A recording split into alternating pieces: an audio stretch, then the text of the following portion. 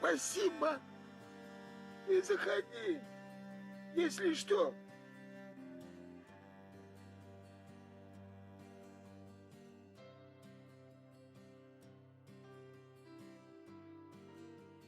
Oh my god, Ninjas, thank you. Thank you so much. You're so kind to me. Can't take it. Thank you so much. How are you doing? What's up? What's the news? Haven't seen any of you in so long. I miss you so much. Oh my god. Okay. You,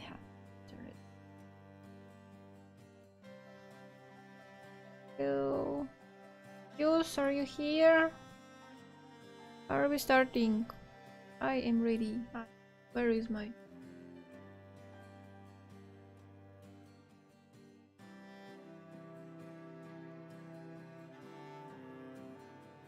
Oh my god, what? For some reason... I think I have to fix it later, I don't know. I don't have any... I know what I'll do. Спасибо. Убьюсь! Ты заходи. Бушечка. Если что. Спасибочки, бубу. Спасибо. Как ты прикол, это хорошо. I'm doing well, busy with studies and trying to make some money on the side by selling my old card games. Aww. Yeah, I could have been better, but I think I'm fine. I went out with a friend today and it was nice. She gave me a bath bomb as a birthday present.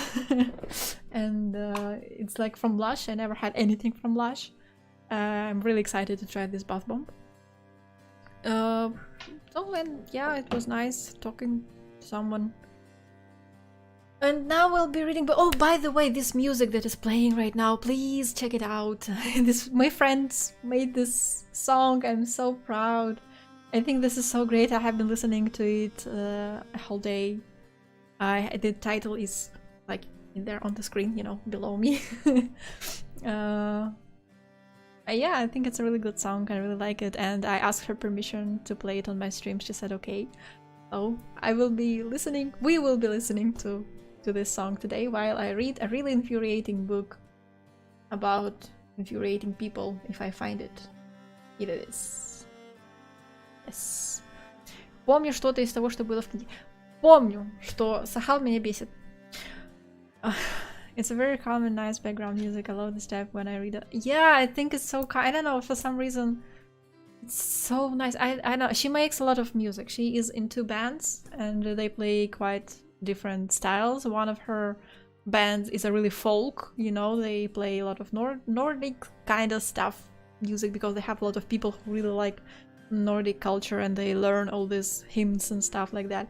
And the other of her troops is out of her bands is really like, you know, not burlesque, but the aesthetics of the 40s, you know, the Gatsby era or something like that, and they're really also really haunting music, and it's beautiful too. But it's like she can do lots of different. You love my nails. I also love my nails. I spent a lot of time in my nail salon choosing the colors so that they fit by the hue, not by the hue, but by the bright. I don't remember the English word, but you know, it was really.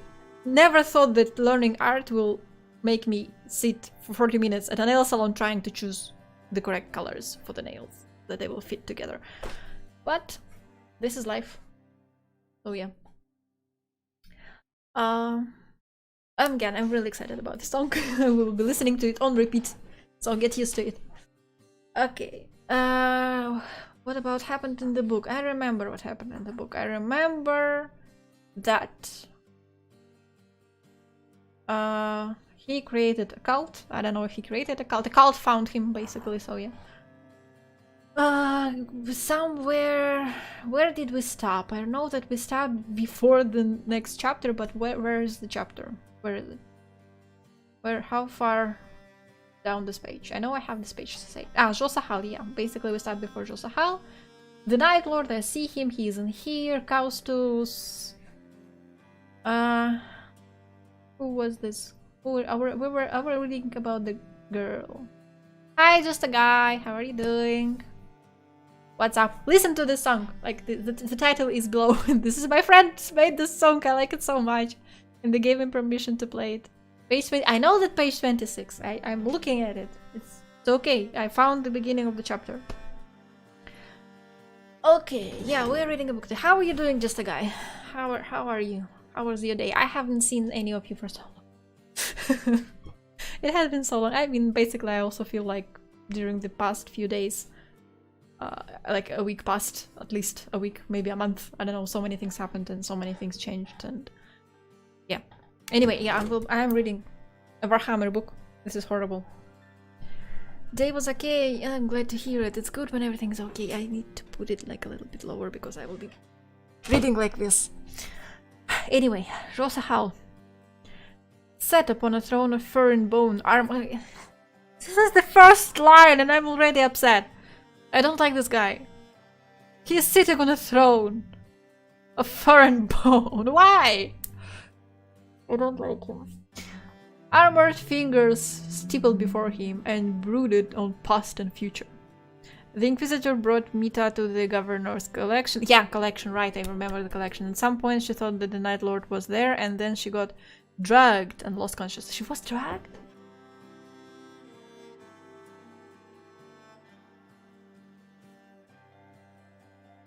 And then something sharp tugged against the fabric of her arm, and before she could glimpse down to see what had punctured her skin, the light in the gallery dimmed in her. Yeah, I mean, what the fuck is happening in this book? Why is this book?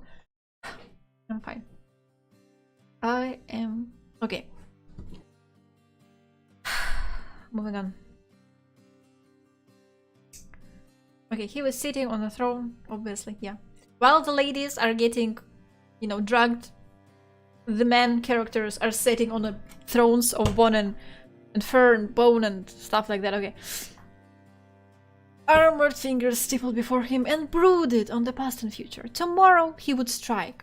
A guild hall, perhaps, or some other administratum, Stockholm, some communicatory center where the imperial fools would keep their mutant slaves. Oh, yeah, right, because we don't like mutants, obviously. Why would we? It all sounds okay. It had been the witch that had given him the idea. Mutants and slaves. Yes, that was tomorrow, the future. The first step upon a road to redemption. To redemption? He wants redemption? Why? He's not the kind of guy to want redemption. I'm surprised. This is surprising. Okay. As for the past, as for what swirl of violence and chaos that had brought him here, to this smog-thick place, as for the madness that left him seated in the darkness upon a throne of bone, as for yesterday, they had carried him. Following the battle of the Steel Forest, the tribe had lifted him from the debris where the witch had struck him down, placed him carefully on a litter, and borne him up to their secret platforms among the canopies of their heat vents. In retrospect, the treatment was as galling as it was comforting. True, he found himself amongst a community that would go to any length to keep him from harm, but to be so manhandled, and by devotees of the withered emperor no less. Sahal had awoken with a surprised shiver of disgust at the thought. My question is what redemption means to him. Yeah, I mean, basically I have lots of questions to Sahal. I don't know. I think, but you know, you're right. What does he mean by redemption? He thinks that he's perfect. What does he have to redeem? Redeem. What? Anyway, moving on.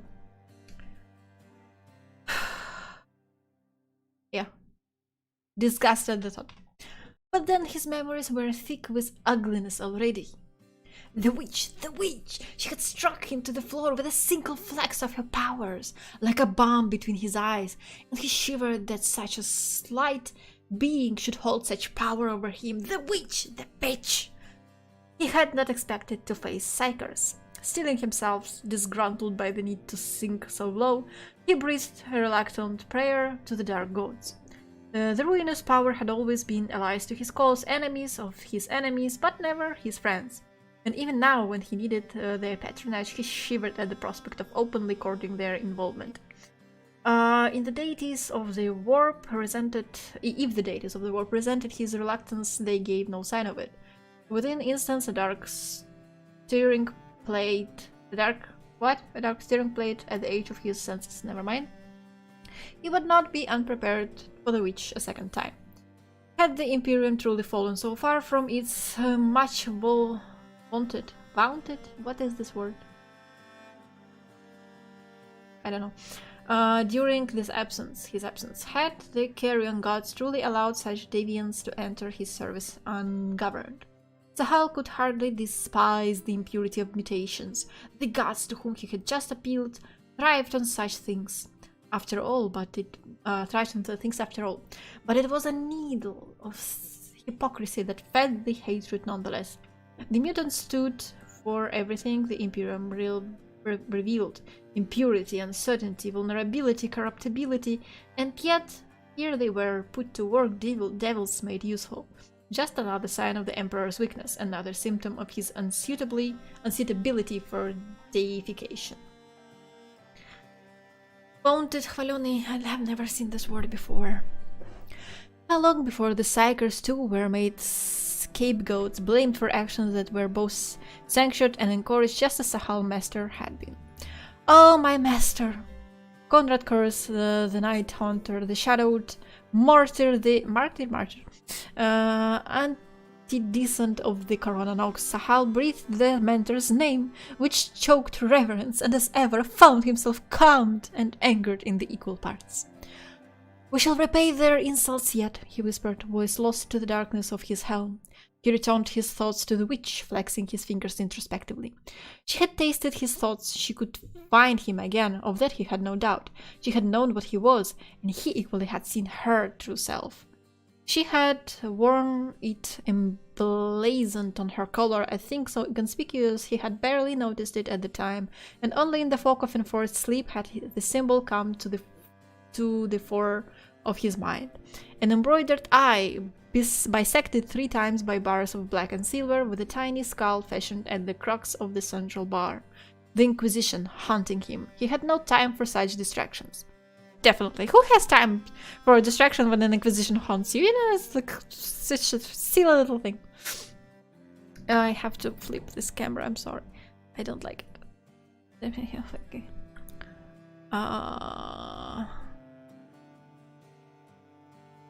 You don't have the transfer. Why did you have?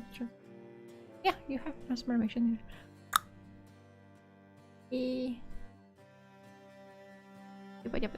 Yoink. Good.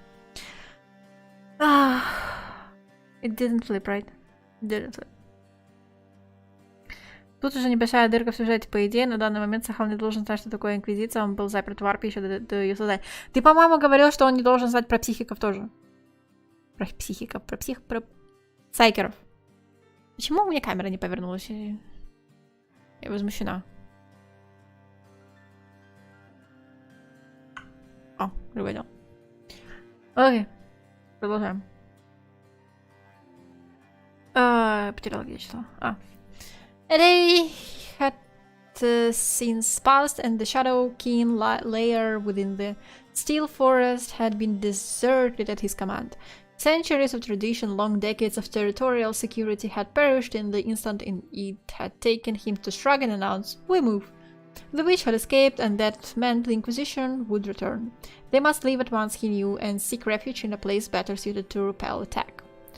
Он знал о существовании псайкеров как таковых, но не о том, что Империум их разрешил и начал это применять. И это вот только что описывалось. Okay then. I need my thingy. This thingy. I need. Wink. Somewhere like here maybe. Насчет Инквизиции он, по идее, не должен вообще иметь понятия, что это такое. Who knows? Yeah. Okay.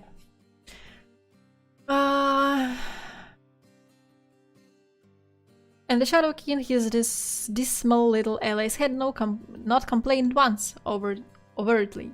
And yes, his motives were pure. Oh yeah, I'm sure his motives were pure. Yes, the move was necessary. Yes, the gang would be perished if they did not leave. But still he could hear the mutters in the shadows. He could taste the resentment in the flock. He could feel their worship wane. Condemnator Chani had not survived the battle, and with her leadership lost his grip upon his miniature empire had grown tedious indeed. Condemnator Chiani, she did not. This is the Condemnator Chiani is the girl, right? The second girl in this whole story. She died? She did not survive the attack? What? Okay. Okay, fine. You said that she was a nice character and she already died? She did not die, right? She will resurrect. Okay. He took them into deep, leaving behind only a gaggle of scouts to watch over their former domain. He led them into those boundaryless wastelands he had explored in his first days within the Hive, into the foetid swamp zones where the heat of the planet warmed the air and sulfur bubbled across the pools. In these smoke-thick caverns he prowled before them, eschewing the snaking caravans that tracked at his heel and the throng that sang devotional songs to raise their spirits. And also muttered always muttered when they thought he could not hear. There was no place deeper than this. He brought them to where the hulk of the drilling behemoth pitched like a rusted island from the sludge of an oily ocean, lost to the shadows. He guessed that at one time it had dug these basins and caves, these rust-mud caverns, a swarm of humanity, building and settling in its wake, and here it had faltered, perhaps blunted by its labor, or else merely forgotten, with none caring to settle so deep, and rotted in its own fuel, drowned in the snow that its exertions had melted, with only its massive loins reading from its cathedral like a tombstone. Here Sahal had hidden his cache of weapons and ammunition, and here he brought his children, his black-draped tribe, on their exodus from the steel forest. The Shadow King crossed the thick waters and tried to ignore the silvery fronts that moved in the deep and settled upon the island without comment. Their lord had won a great victory. He had given the heretic interlopers from their cherished lands. He had driven their heretic interlopers from their cherished land. Why then must they leave those lands behind? Why must they come to this blighted place? I don't need your ads. And in a low voice and muffled hisses they didn't dare imagine he could hear, they asked, how was he struck down so easily by the witch? Was he not supposedly mighty? Could he not have crushed her with ease? Sahal issued 2 tasks to his tribe, before even they hunted and fed their children. The first was that hunted not for their children, I hope. What are they hunting for? This is the Hive. What are they hunting for? Like, what's there to hunt? In the Hive. Which is the city. Are you hunting for rats? I don't know. The first was that they dispatched scouts into the shadows, listen to rumors and collect gossip, and to bring to him the man named Slake. He commanded this without explanation, and those warriors thus selected scattered in the night without question. His second command was that they build him a throne before feeding their children. Sahal, you are a disappointment to this family. For all that he considered his command above dissent, Sahal was no fool, and as his tribe worked with bone and rag to fashion a little seat for the Lord, their prayers seemed muted, their prostrations half-hearted, and their anxious glances of fear betrayed the simmering glut of resentment. Sahal took it all in and stored it away, but could not bring himself to be troubled. Why would you? Rats, snakes, bats, yum! Yeah, delicious. You can survive on that, definitely. The Night Lords commanded obedience, not affection, and whether this scum liked him or not was irrelevant. They would do what he told them, and that was enough. They built the throne from the crippled spars of the great digger, sealed in improvised forgers, and covered the seat in furs of black and brown. The arms and the back they topped with stolen bones and teeth, a scallop on each hand pommel, and freshly taken hats. Oh, freshly taken hats. Those of the slain vindictors they had brought with them. Oh my god. Mounted on spires above Hole. Why? So many questions. Why? Most of these questions are just like, why? Some wildlife and stray animals, probably. I mean, basically, yeah, rats and snakes and bats are the stray animals. Like, what other stray animals are you talking about? What other stray animals could there be? I don't really know. Okay, moving on. Where was I? Yeah. Sahal found their grim iconography gratifying. They, like an ancient legion, understood the power of morbidity and the fear that went along with it. That they devoted their gruesome trophies to the glory of the Emperor was one sour note in an otherwise pleasing practice. He ascended his throne with no small measure of pride, and as the Shadowkin dispersed to tend to their own needs, he lost himself in the memories of glories that had long since passed, never once pausing to consider the dissatisfaction of his people. Grog says, for example, Warhammer Pigs basically. Oh my god. What is this thing? I don't need this. Go away.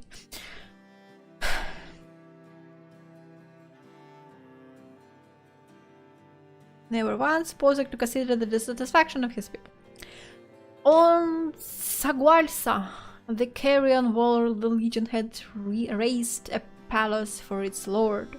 He had gathered his captains together, and they came with a fleet of bladed brows and bitter warriors, skulls displayed at belt and shoulders, sculpted scriptures crossed through with bloody ink. Ours was dead. Horus was dead. The heresy that had looked ready to rip the bloated Imperium apart had ground to a halt. The legions that had turned from the Emperor and sided instead with chaos, that boiling fount of madness and disorder, were scattered, licking their wounds, bemoaning their losses, running for their lives. Hi, Fable. Not so the Night Lords, along among them all, and the Night Hunter's contempt for his father had outdated and outlasted the rebellion. The Emperor's favorite son Horus had corrupted the other dark religions, pouring poison upon their primarchs with insidious whispers and sweet promises, but not so to the Night Hunter, not to Conrad Curse. He had seen his father for what he was long before. He had chosen chaos as a tool, as an ally, but was not seduced by it. And when Horus was cut down, when the other traitor legions were shattered, when distant Terra was liberated and the Emperor triumphant, had the Night Lords fled? Had they yelped in fear and skulked into the gloom to fight among themselves as had the others? No, they not. No, not they, sorry. The Primarch unleashed them, he fed them the fear they yearned, and for the Sagualsa he called them to his side and showed them his palace. It was built on bodies, still oh my god! It was built of bodies still living, fused at broken joint and sliced skin, knotted around coiled vertebrae and dissected city. Why? How are you feeding them? How are you keeping them alive? You know they're pooping in your palace, like, your palace is pooping. Сахал технически не хаусит, это еще реально хауситов не видел. Я не хочу видеть реально хауситов. Я хочу даже знать, кто такие хауситы. Хауситы звучит очень не страшно. Это звучит как какая-то порода щеночков. Типа, знаешь, есть хаски, а есть хауситы. Или даже не... Как бы, ладно, хаски это все-таки про собачьи. Хауситы это котики. Это, знаешь, это аналог... Собачьих хаски, только кошачьих. Вот это хауситы.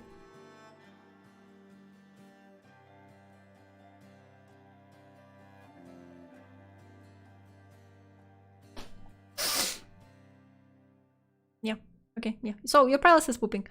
In the screaming gallery where a carpet of moaning faces rose in board steps.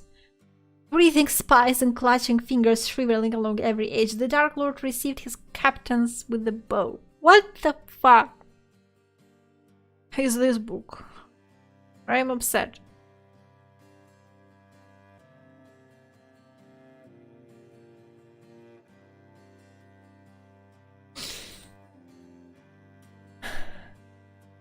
He was naked, but for a cloak of black feather. Can this book be any more pompous? Okay, he was naked, but for the cloak of black feathers. And had never been more magnificent. Of course! I will read this again. He was naked, but for a cloak of black feathers, and had never been more magnificent. Zahal and his brothers dropped to their knees and hailed him, their father, their master, their lord, their dominus nox. He regarded each in turn, and to each he nodded once, a feral jolt of recognition, like a wolf regarding its pack. All of them were there: Quisax Kergai, master of the armory, whose scouring of the Lanus Forge world had crippled the loyalists of the Trigonum sector. Iridium Silvari, lord of the fleet, who had routed the flotilla of Admiral Couch and bombarded the Revengard for 5 days before they could retreat, unsupported like the cowards they were. Even Kurmas, encased now in the sleek shell of a dreadnought, its every surface decorated with flayed skin, had deigned to attend his master's audience. There was one other who Sahal noted among the menagerie, and he avoided that one's gaze, finding his countenance distasteful. Craig Icebruce, a youngest of the hunter's captains, incalculably vast and swollen with pendants and glorious souvenirs of his work. I have already pressed this button. Go away. Leant on the shaft of his great power axe and smiled with insolent pleasure at his master's attention. Zahal ignored the giant's smirking features and concentrated instead upon his lord, resplendent upon throne of obsidian and silver. The night hunter paused to gather his thoughts, drawing his feathered cloak around him like a great crow folding its wings. And then he spoke. He told them that his bitter crusade. He told them of his hate for the traitor emperor who had turned upon him without warning of honor, a hate that burned bright and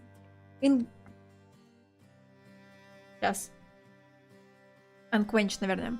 Unquenched, but as patient as time itself. He told them that they, his children, his dark warriors, his perfects of fear personified, were each worth a dozen of any loyalists Marni, with purity of their ignorant lips and devotion in their hollow, hypocritical souls. He told them that they would have their revenge upon the withered god, and they cheered in the shadows of the writhing mausoleum and clashed their gauntlets against their breasts in joy. And then he drew breath and told them he was going to die, and their joy crumbled like ash. That was fun. Hal returned to the present and the shifting smoke of the rust-mud swamplands in a bleak mood, his master's morbid promise ringing through his mind. More than ever, the need for action, for some palpable sense of gain, burned through his brain. The bitterness of the night hunter was a patient force, but his fury was far sharper and his discipline far younger. What did all this brooding achieve? What must he do? How must he act? Похоже, Керс и его беды с башкой. Вещи и видения, тяжелодейство и неблагодарная работа плохо сочетаются. Я могу поверить. Seated amongst his tattered rags, Jotahal found himself dizzied by a rush of panic and impatience surging in his guts, calling him to action, to violence, to murder. It was not a wise time to approach him with a protest. There were two, young Shadowkin standing close enough to each other to I don't know how to read this. beow their nervousness. They would not have undertaken their quiet rebellion alone, and so, like children clutching for the comfort of their parents, they had come together. The first man was in his 20s, shaven-headed and tattooed, with circlet of he will kill them. I know this. I know. I'm just tell me how, and we'll move on. They want something. He doesn't want to give them something. He will kill them. Let's move on. Yeah. So with the circlet of shattered ribs and bangles of beaded finger bones marked him out as a fine warrior. Where an older man might have leaned upon a staff, this youth clutched at a heavy volume of imperial sculpture like a lifeline, as if no harm could befall him so long as he touched its battered surface. У всех примархов с башкой проблема, просто у всех по-разному. Я тут, мне кажется, у всех в этой книге с башкой что-то не так. У каждого по-своему. Okay, moving on. His companion was a woman of similar age, hair dyed purple and blue, swept back from her skull like a teardrop, whose black cloak dangled with stolen scalps, hands crooked around a tall rifle, a sniper then another warrior of the tribe. Two fools staggering into the presence of their lord to register their descent, each silently praying that the other would speak first. Sahal watched them without movement. He knew how to deal with insubordination. Он горно literally глазем в мозг забит. Не ожидал такого поворота. Кажется, сломанное детство. Ну, сломанное детство как бы у многих, а вот гвозди это новенькое нечто. My lord, the woman said after a long pause, unsure whether he was awake. My lord, may we address you? Sahal let the silence roll, enjoying their squirms. Master, we seek an audience, the man said, prostrating himself before his fellow.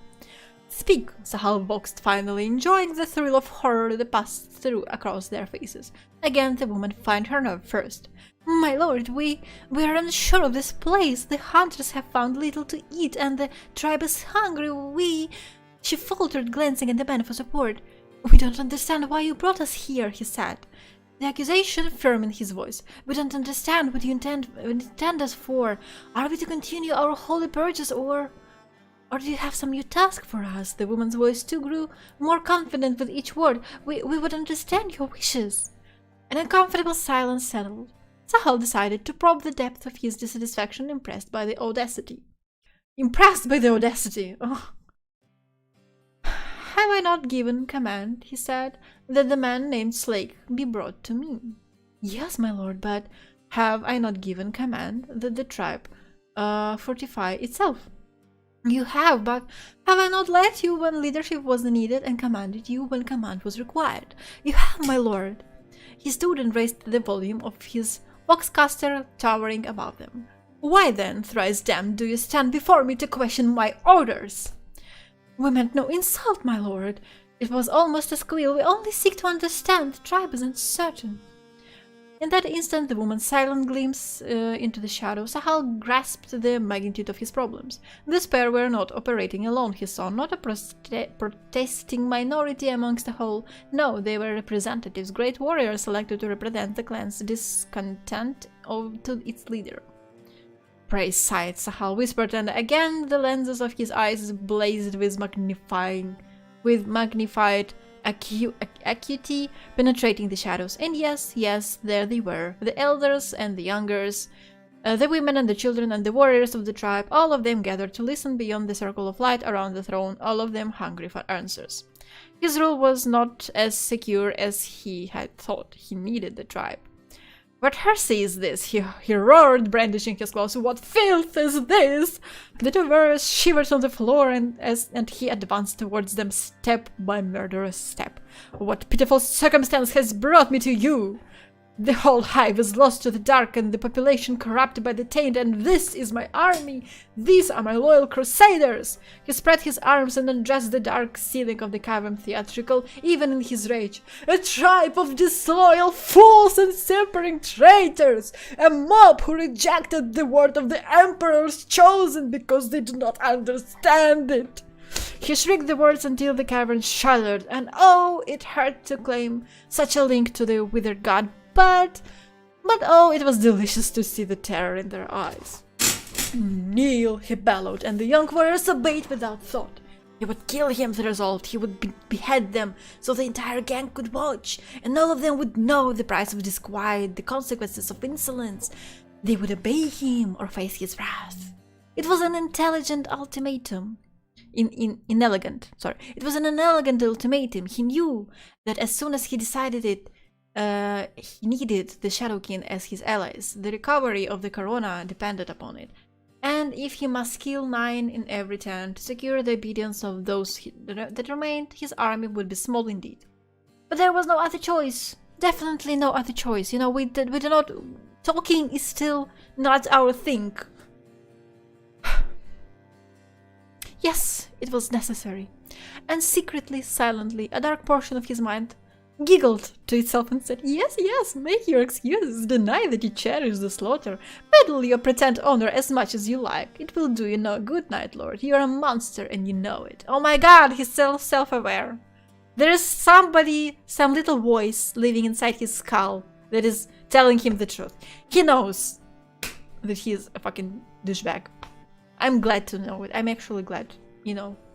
He had to know. Somebody had to tell him. Там просто забито гвоздью, полмозга заизменено. Ew. Anyway.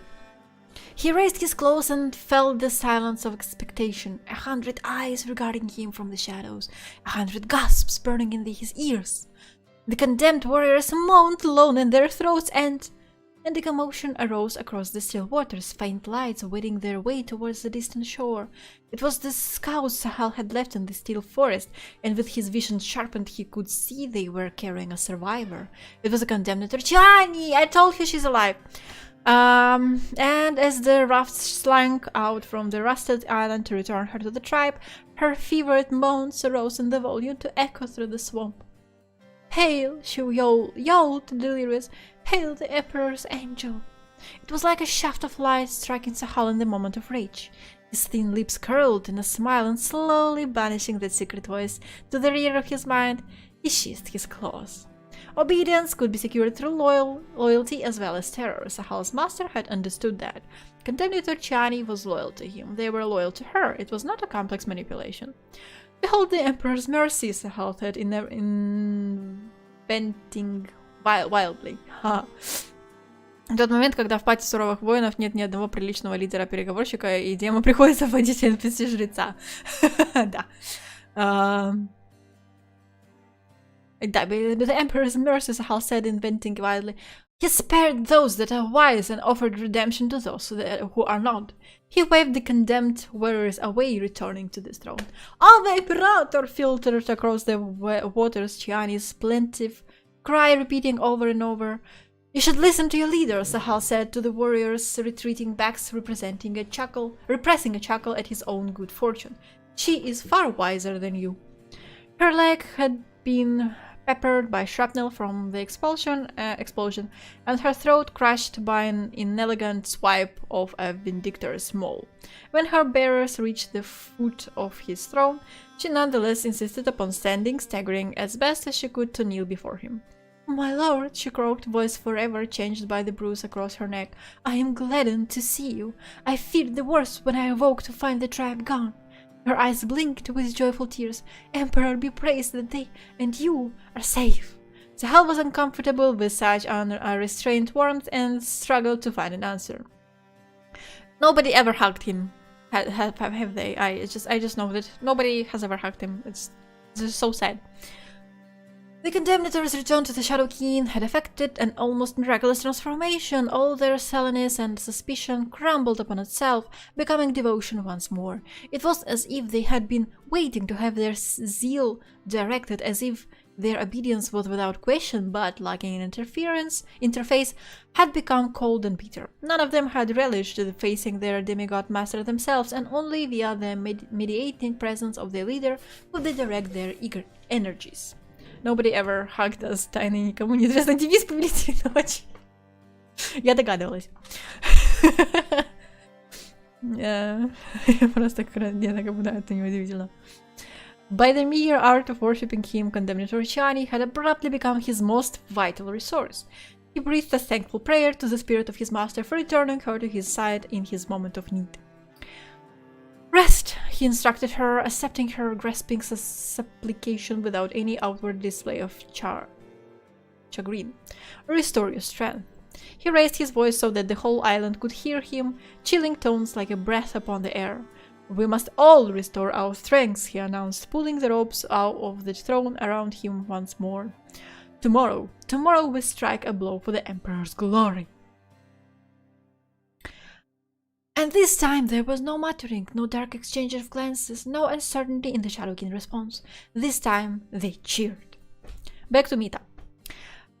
She was dreaming, and that was the one comfort she could take, that no matter how awful, how sickening, how wretched, the things she witnessed were only the product of her own mind and owed nothing to reality. There was a procession that was the first detail that came upon her, a train of walking figures dressed in black cloaks, arising from the nothingness of her sleep, like specks of oil consolidating into figures that moved and sung. Leaning upon gnarled canes, they chanted in mantra-like harmony, stepping in time like a slow-motion army. Her perspective shifted, widening its net, and a hive-shell starport opened up below her. Hangars and towers jostling among barracks, pylons and sweeping launch pads were fed. Shuttles sulked among chattering tech priests. Blessed and maintained simultaneously. Here the temperature dipped, subject to the frozen whimsy of the storms that raged beyond the opening in the hive's shell. Here, alone in all the city, a hiver could brave the snow and catch a glimpse. Cloud shrouded and dark as coal, but a glimpse nonetheless of the sky.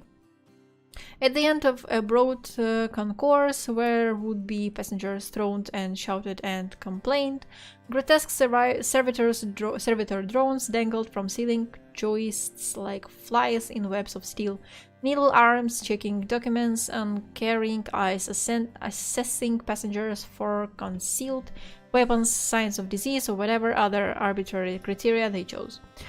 Those that passed their capricious test hurried through ferrocrete arches towards the shuttles, whilst those that failed backed away in silent horror, split from their loved ones and destitute, all their funds wasted on the price of a single rejected ticket. Oh my god, this is horrible.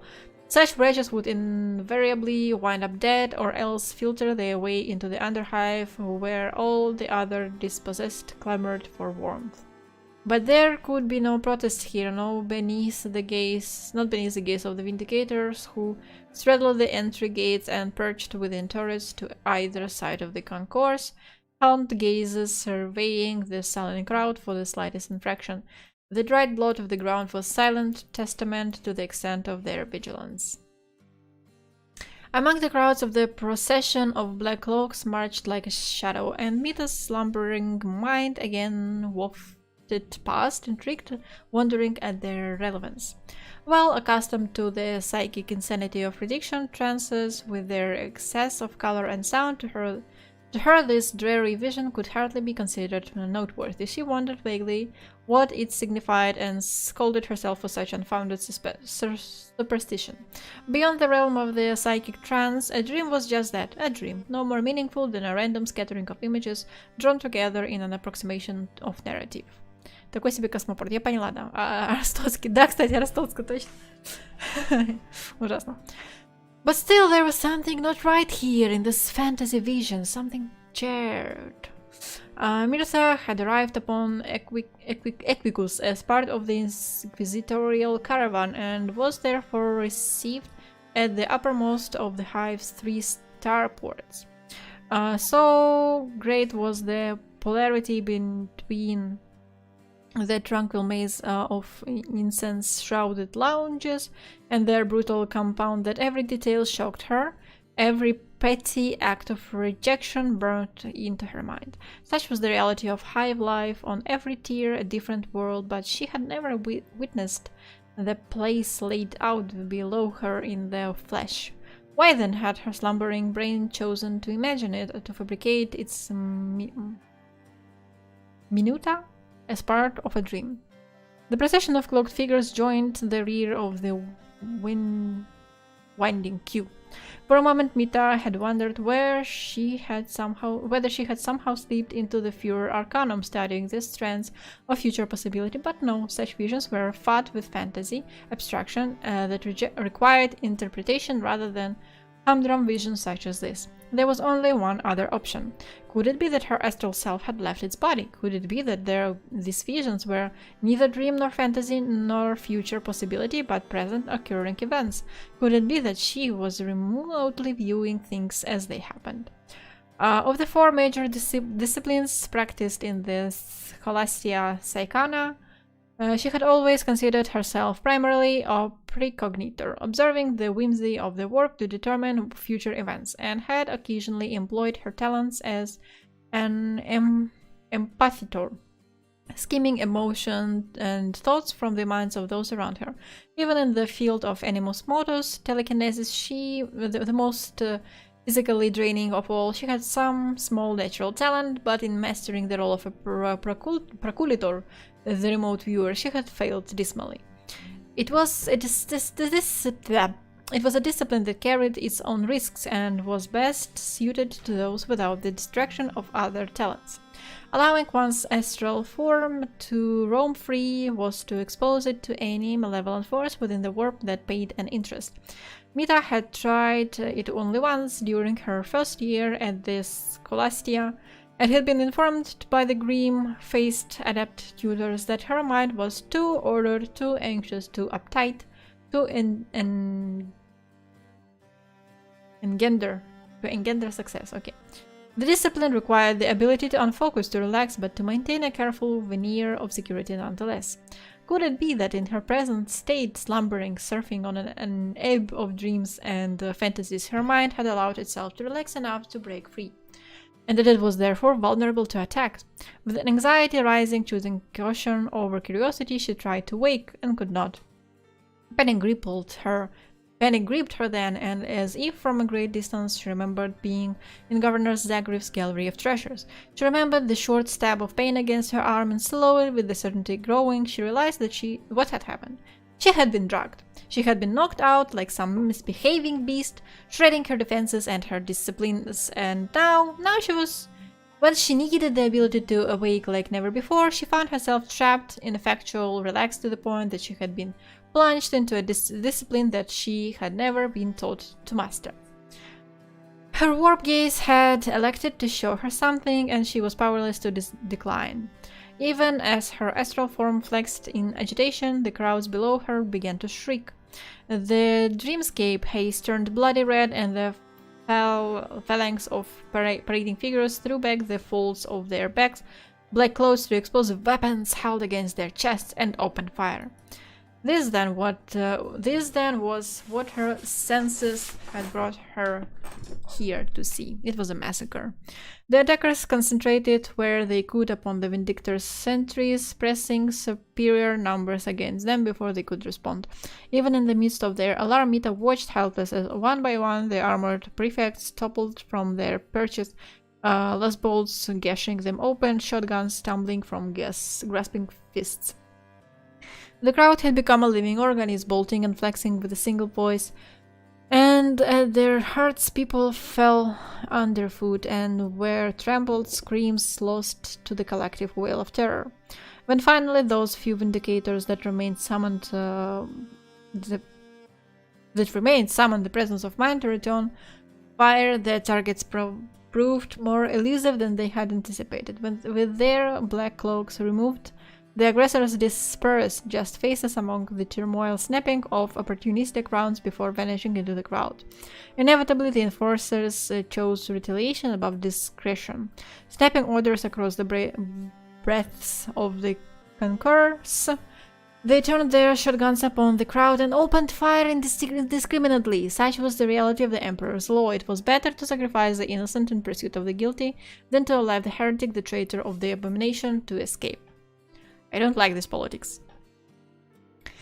At that moment, as the roadway grew slick with blood, as the screams of dying women and children saturated Mita's dreaming mind, Her psychic senses struck upon a dark suspicion, a taint, almost an infinitesimal cancer gnawing at the edge of her perception.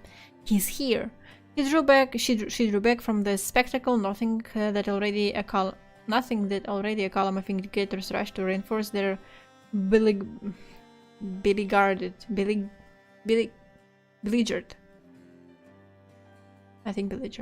fellows, and cast her eyes further outwards. This was a dangerous moment. Where before she had raged against the dream, now she must immerse herself within it, sinking into its folds, trolling its shadows for her target.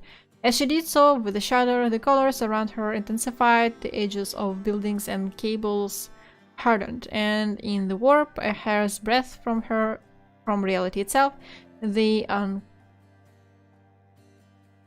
unctuous wisps of light that was Mita's astral form brightened like a flare.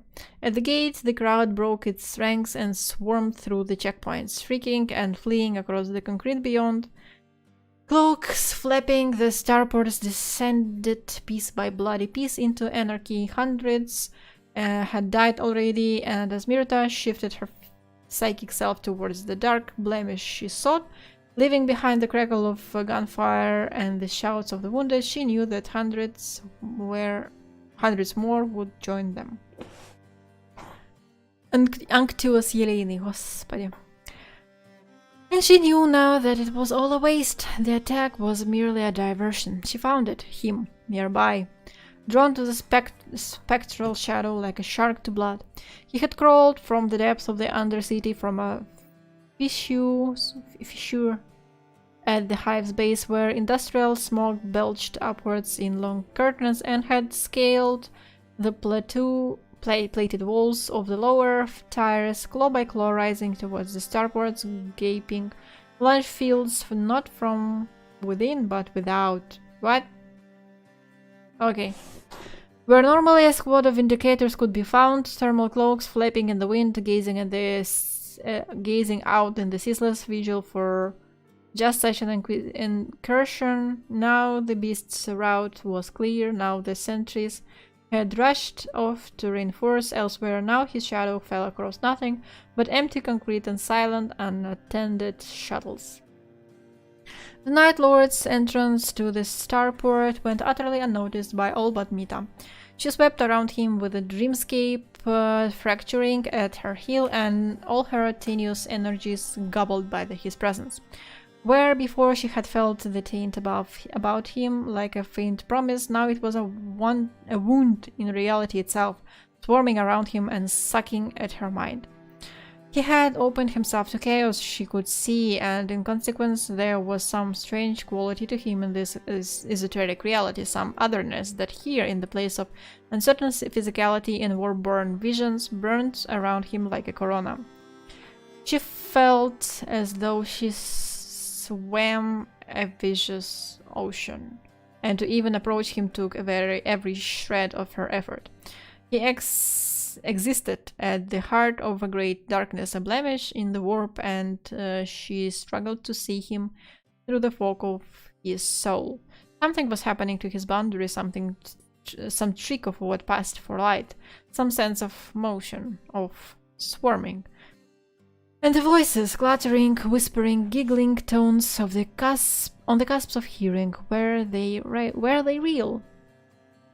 The raptor dragged behind him a jagged squad of humans, coated warriors who wasted little effort in attempting to speed his climb, content to allow their lord to take their weight. One by one they joined him at the edge of the platform, casting off ropes and buckles, unlimbering from cases upon their backs, long tubes, hollow and undecorated like the blowpipes of some jungle race. The voices reached a kneeling pitch in Mita's mind, and the air, the very fabric of this fantasy place, began to boil around the Chaos Marine's form.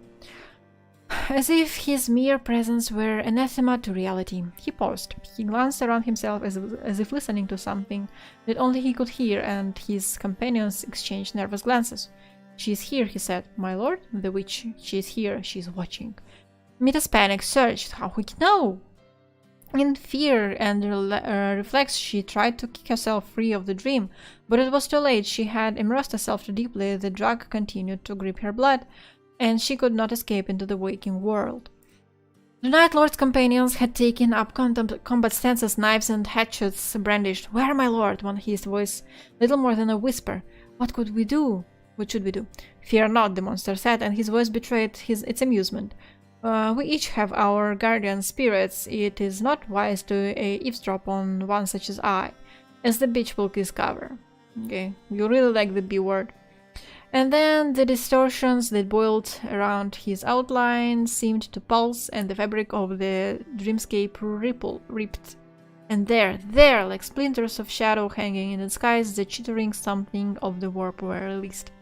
They clamored around her, they pressed in, trying to fasten leech-like mouth to her screaming soul, slipping long claws into her mind. And finally, as the sound of the Night Lord's laughter rushed in to fill the world, as the cost of scrying too deep unfolded its tentacles and teeth around her, the drug that crippled her body ran their course, and she awoke mercifully, gratefully, with a scream.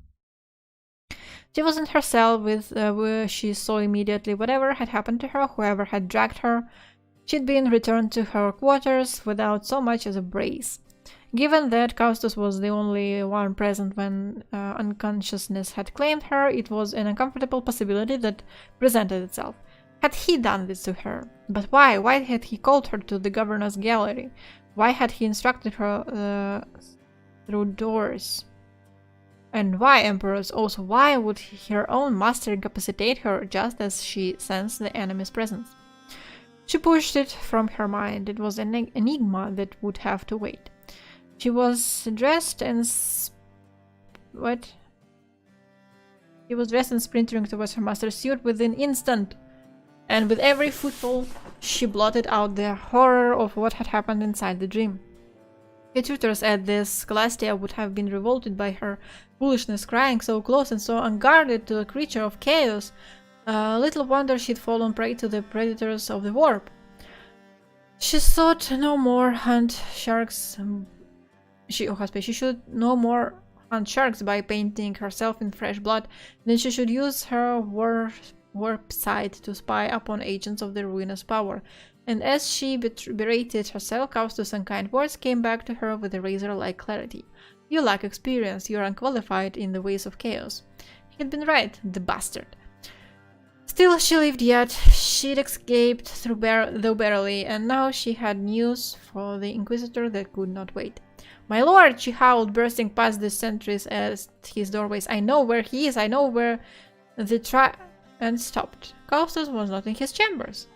A semicircle of amused stares greeted her abrupt silence, and the retinue taking its leisure en masse.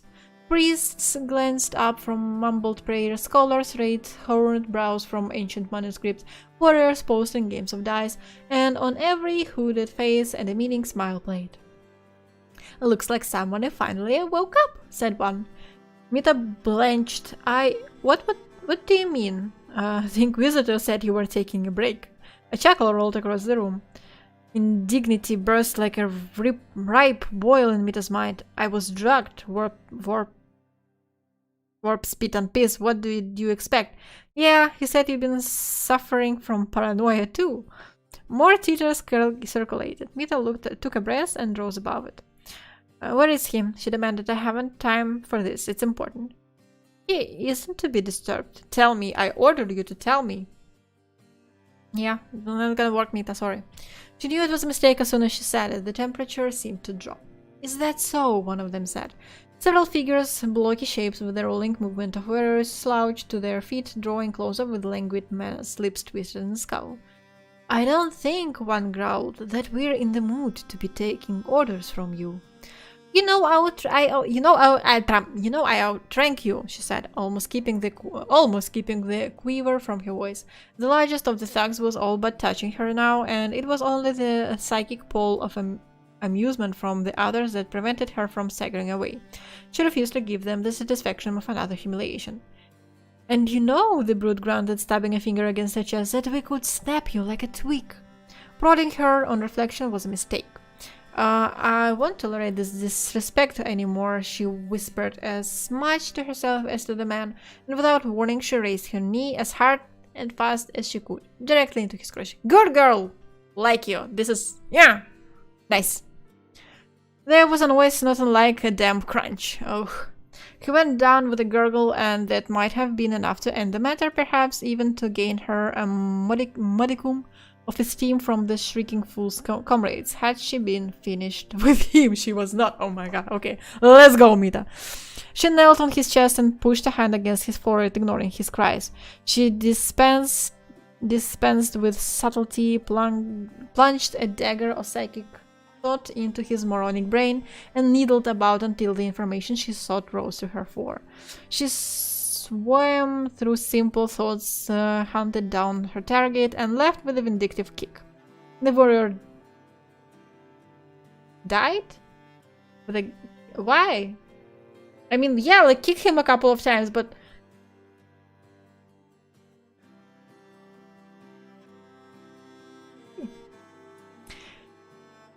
The warrior died with a gasp. He's with the governor, then Mita said, examining the information she'd extracted. The retinue stared, a gawk mouth hanging open. Thanks, she nodded to the smoking corpse. Don't get up. Gastos was waiting for her outside the governor's quarters, successfully taking the indignant wind out of her sails. He had been forewarned of what she'd done, one of the other retinue members scolding ahead, clearly, and hers was not the only foul temper. Когда сайкеры копаются у тебя в мозгу, не слишком аккуратно, исход обычно смертельный. Ауч. Идиота. Vasquilius, he hissed, eyes flashing behind the mask, has served me for 9 years. I once saw him kill a tyrannid carnifex on a Salius Dictal, loading and firing as last cannon without assistance. I've seen him striking orcs with his bare hands. I've seen him kill Genest. My lord, she interrupted, ignoring his bulging eyes. I suspect he never faced a witch in a bad mood. Вполне понимаю, почему Мита решила не тратить ни время, ни свое милосердие на аккуратный занавес. Я понимаю, но... Ну ладно. Блин, с Сахалом не сравнится, но я все равно разочарована. Она просто как-то, понимаешь, в то время как Сахал получает удовольствие от убийства, она просто небрежно относится к человеческим жизням. Как-то так, я бы сказала. Сори. Так. Castus glared at her for long seconds. Correct, he said finally. Почему мне палец болит? Ты его поранила. Потому что я долбанула его в шкаф, правильно. And again she felt that strange sense of respect, as though the line between impressing and insulting her master was fine indeed. I have news, she said, pressing her advantage. I have slept.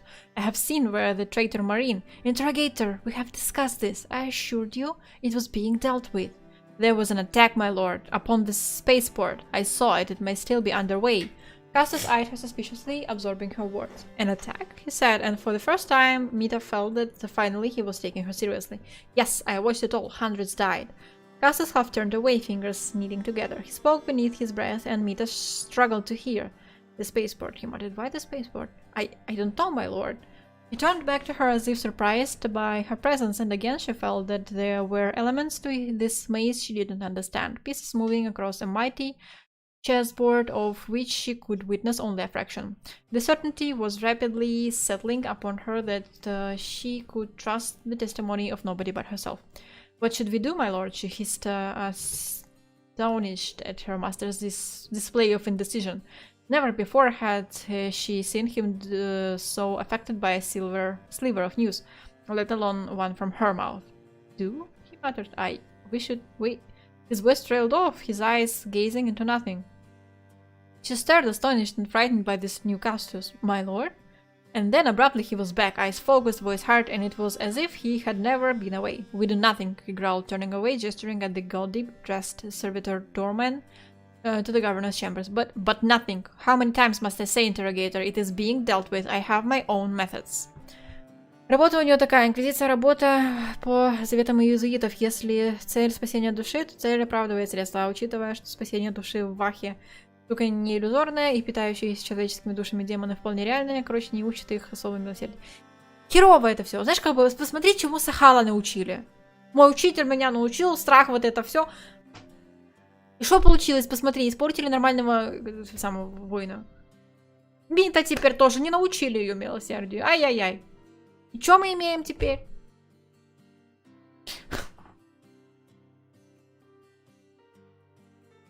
The door spark opened and Custos stepped away.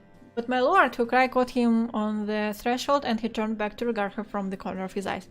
What of the vision? What of the vision, she said. What of the attack? I cannot do nothing. He cocked his head, sighing, then nodded to himself. You will see to it that our mutual friend Commander Orodai keeps his nerve. There will be no action. Do you understand? The attack must go unanswered.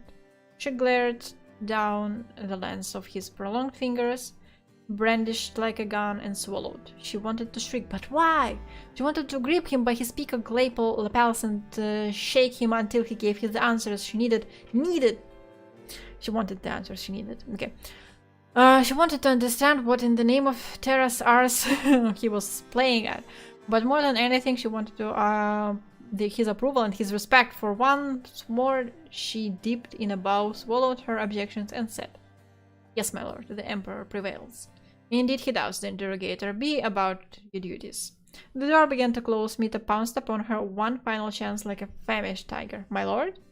This time, he didn't turn back. Yes, interrogator. Before, when I was in the gallery and I thought I felt the traitor's presence. Yes? Was I drugged, my lord? His pause was a fraction too long. Don't be ridiculous, he said. You fainted again. It is a habit you should learn to control. He closed the door behind him. I think he was just basically trying to make it so that other people don't hear what she says. I think. This is my theory. I don't really know what is going on in his mind. But this is just my theory. Mitashin was beginning to consider the very real chance that her master was insane. She returned to the capsule with a sense of urgency, vying with confusion for dominance, accompanied once more by Cog. Oh, Cog is alive, I like him. She tolerated the elevator descent with crackling patience and raced upon her arrival to Orodai's offices to carry out her master's orders. That she neither understood nor agreed with them was irrelevant. This time, she vowed, passing stammering vindicator clerics and objecting doormen, she would not fail. Orodai's office was empty. She was too late. In the wake of the assault upon the starport, unwilling to endure one more attack upon his prefectus and eschewing the assistance of the Inquisition, whose presence he was quickly growing to resent, Commander Orodai had mustered as many of his lawmen as he could, had mobilized the precinct's entire complement of armored vehicles, and had personally led a battle group 1,000 strong into the darkness below Capsule. Mita had failed again.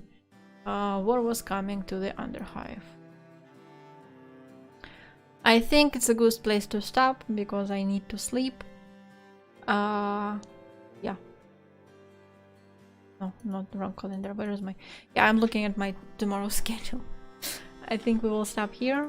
I know that it was a really short stream, but again, you know, short stream better than no stream, right? Am I right?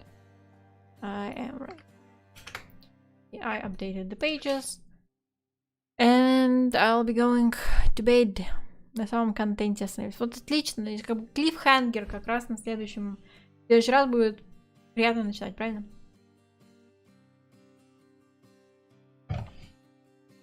Short stream better than no stream. Именно, это наш новый девиз нашего канала. Вот. Ну все, всем спасибо. Песенку послушайте. Ссылочка есть где-то в чате, могу еще раз кинуть. Ставьте лайк моим друзьяшкам на их ютубе. Вот, я пошел спадки. Всем спокойной ночи. Всем это абьюзу. Фэбл, ты если тоже там, тоже тебе спокойной ночи. Увидимся.